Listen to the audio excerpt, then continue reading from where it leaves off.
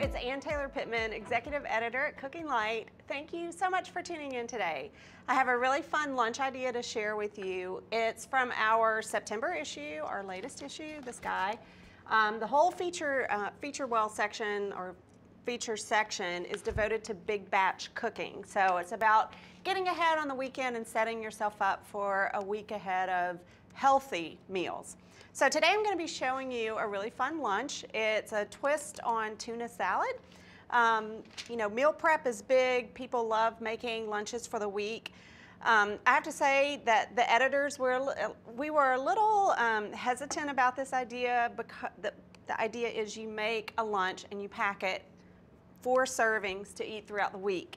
And for us, we're like, I don't want to eat the same thing 4 days in a row. But you know what? A lot of people love that, and that's the only way they get through the week. Also, sometimes people make their 4 servings and say like they and a spouse or partner take one to lunch also, so it's only 2 days worth. So anyway, you can do whatever you want with these lunches, but the fact is they're make ahead and they were developed to hold up over the course of 3 or 4 days. So that's where sort of our rigorous testing and development comes into play. I actually developed the recipes here for this lunch story. And when I developed them, I tested them. I tasted them after 1 day, after 2 days, after 3 days, and after 4 days, because I wanted to make sure that the textures held up and the flavors held up. So I can guarantee that they do here. And I'll talk about that a little bit as I go along. So this is a riff on tuna salad. It's salmon salad. So I'm going to start with sort of the binder or the sauce. I have some canola mayo here. You can use olive oil mayo. You can use whatever mayo you like. A 1/4 cup of thinly sliced scallions. We want 1/3 cup of chopped celery. So I've already chopped some of it. That equals about 1 standard stalk of celery.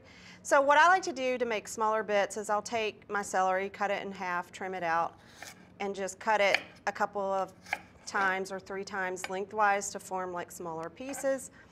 And that way when I chop it, when I slice it crosswise, I get these nice smaller pieces. It's just a quicker, sort of more efficient way to do your knife work.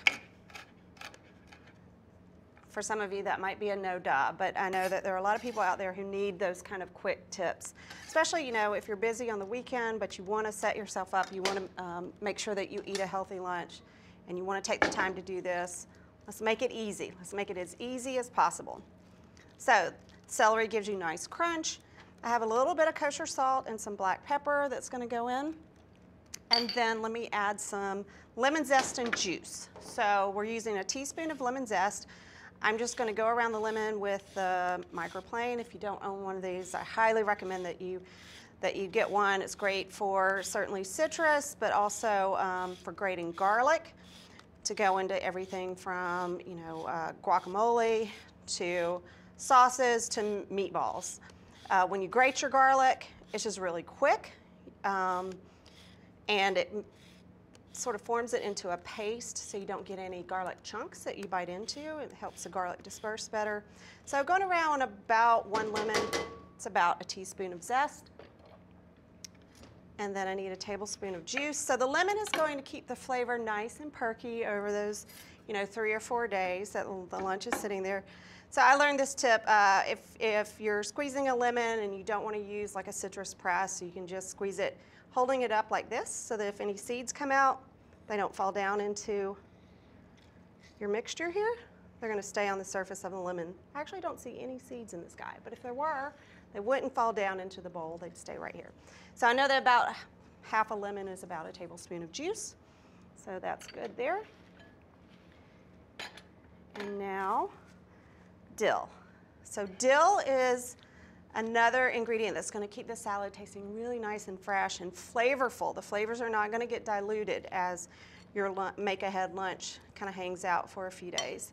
So I need a tablespoon of dill. Let me just start chopping. So dill, the stems are so nice and thin that you can eat them. I don't bother taking any of the fronds off of the stems. I just kind of fold, see how this guy, I'm just going to fold him under, just kind of make everything compact. Again, it's just sort of more efficient chopping. And we have a quick question. Great. If you're not partial to dill, is there a different herb that you might recommend using in the salad? That is a great question. If you don't like the flavor of dill, which I know it can be off-putting for some people, you could definitely use parsley, which will just give you kind of that nice sort of grassy, in a good way, grassy flavor. I would go with double the amount though if I were using parsley. I would use about 2 tablespoons, or you could use fresh thyme. Thyme is my absolute favorite herb in the world. I would go with a tablespoon of thyme leaves. A lot of times I don't bother even chopping the thyme leaves because they're so small. I don't want to overdo it on the dill. I think I've reached about a tablespoon. At home I would measure, but I didn't bring any measuring spoons out here with me. So thyme would be delicious, a tablespoon of thyme leaves, or tarragon. So tarragon's used a lot in chicken salad. It would be lovely here. It can be pretty powerful also, so I would start with 2 teaspoons of chopped fresh tarragon. Taste and see if you need more. And then if you need more, just add maybe another teaspoon. Okay, and then I'm going to add my salmon. So I already have some that's sort of flaked up here. If you are unfamiliar with canned salmon, or if you're only familiar with the kind from back in the old days where it had the skin and bones on it and you were a little unsure about it, just know that canned salmon now comes skinless and boneless. It's a breeze to work with. It's just as easy as tuna. So let me show you here. I have one. This is a brand that we recommend, Wild Planet. We know that it is sustainable. That's always important to us, is seeking out sustainable seafood sources. I like that this one has no salt added. You can rack up a lot of sodium when you're using canned fish, whether it's tuna or salmon. And it's just something a little different. Certainly tuna would be great here. You could use 2 cans of tuna instead of 2 cans of salmon if you prefer. The salmon's going to give you more omega-3 fatty acids. Tuna also has omega-3s, but salmon is just a more concentrated source. And it's just a little bit different. You know, I'm just trying to shake things up and go with something that's a little bit different. But canned seafood is a wonderful option for getting more seafood into your diet and making sure that it's sustainable. Okay, I just drained it off. We don't want all that liquid. Let me just put this guy in here. So you notice there are some darker spots. It's just, it's called the bloodline on salmon. It's just gonna have a little bit of a stronger flavor. But honestly, I think if you didn't know that this was salmon, you would think it was tuna. But again, it just gives you a little bit of a different nutrition profile. You could definitely use salmon if you'd like. You could even use chicken. You can make this into a chicken salad. All the ingredients will work with 12 ounces of shredded chicken as well. Okay, I'm gonna mix those things up really well. Now, what I like to add, so I have some celery in there for crunch. I'm gonna have something else that's gonna add some crunch. Let me go ahead and prep it. I'm not gonna put it on just yet, but I have 1/3 cup of roasted unsalted almonds. Any nut will work here. The almonds are gonna give us more healthy fats to help keep us fuller longer, which is important for a lunch.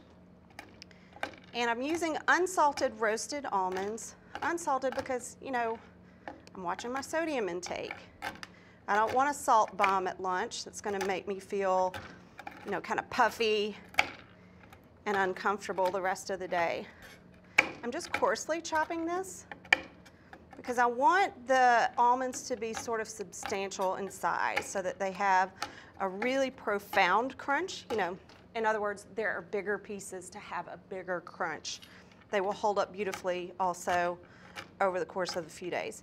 Now, if you wanted to reduce the amount of salt that we added to the salmon salad, you could use a seasoned almond or a seasoned nut here, like smoked almonds might actually be really, really delicious here.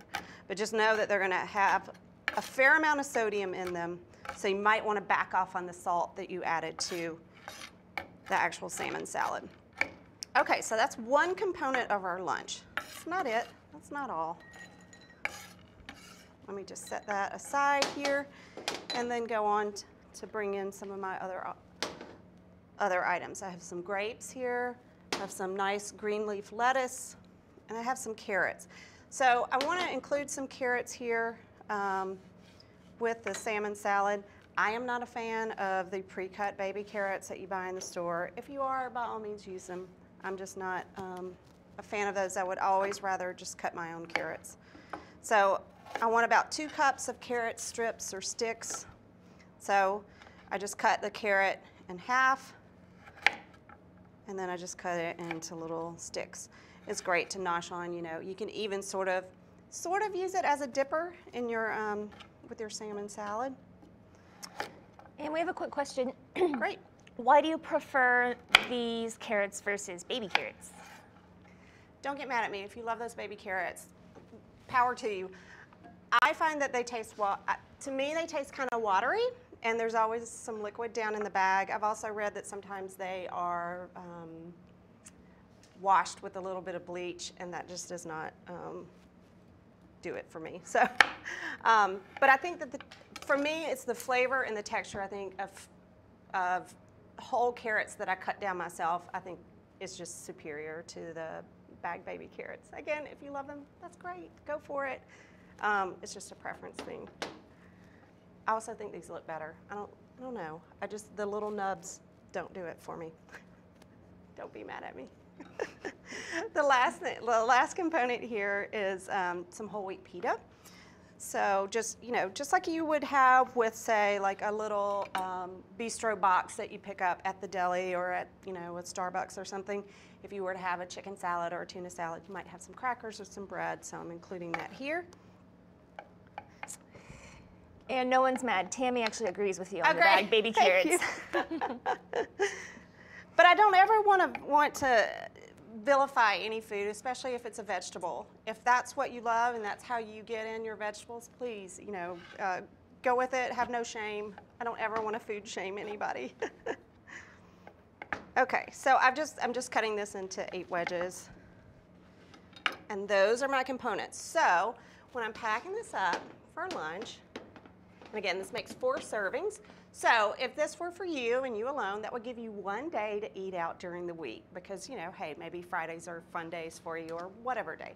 But then you'd have 4 days worth of packed meals to get you through the rest of the week. So I'm just gonna, I'm gonna plate up 3 of them. I'm gonna show you how these sort of fit into our container. So the first thing I'm gonna put down is a lettuce leaf. I'm only going to make 3 servings here. And the lettuce leaf is going to sort of contain our salmon salad. Okay, this makes 4 servings. I always kind of divvy up in the bowl. It's a nice big scoop. I'm going to scoop the salmon salad right there onto the lettuce leaf, again, to kind of contain it, to kind of hold it. You notice that I didn't use a ton of mayo, which is good, for calorie conscious folks, but also it just sort of keeps the salad from kind of watering out and getting sort of weepy as it sits over the course of a couple of days.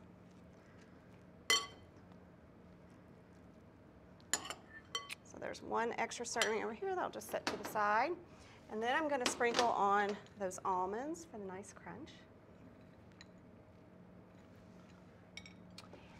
So, certainly I'm saying this is a great portable, packable lunch, but you could also make it and enjoy it for lunch right away or enjoy it for dinner or even have it for breakfast. I am a big fan of non-traditional breakfast foods.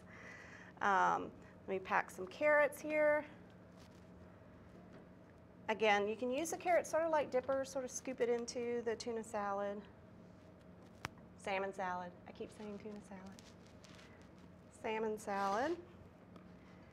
And then some grapes. It's almost like a little sort of snacky box, which is lovely. I've taken the stems off these grapes just because it's kind of easier for packing and for measuring. You can certainly leave the stems on. It would make life quicker, I think, and a little easier. And we have another quick question. Great. Could you use plain yogurt or Greek yogurt instead of the mayo? Yes, absolutely. Work? I'm a huge fan of that. I know that we have some recipes at Cooking Light that do that very thing, that use Greek yogurt in place of mayonnaise. I would say if you're going to do that, I would stir in maybe just a little bit of olive oil or something to kind of replicate the richness and the creaminess and that sort of silky mouthfeel that you get from mayonnaise. Certainly the yogurt is great, but I feel like it needs just a little something to make it a little more unctuous. I actually could use more almonds here. That's a great idea. And just know, I mean, if you're using the yogurt, it's going to taste a little tangy. It's great. So you might want to decrease the amount of lemon juice. I would still use the lemon zest to get that sort of floral, kind of nice lift from the zest, but I would definitely maybe go a little easy on the juice since it's going to be already tangy. So I'm going to place my pita wedges kind of far away from the salmon salad so that they don't get soggy. This little box here. And again, that's for my 4th serving. So you can enjoy it as a nice, healthy lunch, like you know, your tuna salad plate, except it's salmon salad, or you can pack it up and just know it's going to hold its own, it's going to taste great, and the texture is going to be great for 3 to 4 days. So that's a really fun idea, you know, as you're getting back into the swing of things, you know, as summer's winding down, kids are going back to school, and you're kind of getting your life back together for the real world. This is a great way to set yourself up for the week. Thank you so much for joining. Thank you for all the great questions. We had some really great questions today. If you have more questions, please put them in the comments section and we'll get back to you. If you're watching on YouTube, please subscribe so you'll get notifications when we go live. If you're watching on Facebook, please like and share this video. And thank you so much. I'll see you next week at the same time. Thanks so much.